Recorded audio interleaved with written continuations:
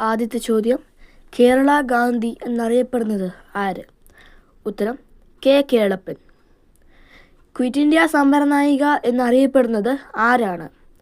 ഉത്തരം അരുണ ആസഫ് അലി.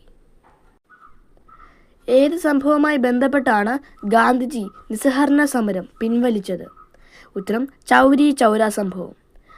കച്ചവടത്തിനും വേണ്ടി ബ്രിട്ടീഷുകാർ ഇന്ത്യയിൽ സ്ഥാപിച്ച കമ്പനി ഏത്? ഉത്തരം ഈസ്റ്റ് ഇന്ത്യ കമ്പനി. ബംഗാൾ വിഭജനം നടന്ന വർഷം? ഉത്തരം 1905. ഗാന്ധിജിയുടെ നേതൃത്വത്തിൽ ഉപ്പ് സത്യാഗ്രഹം നടന്നത് എവിടെയായിരുന്നു?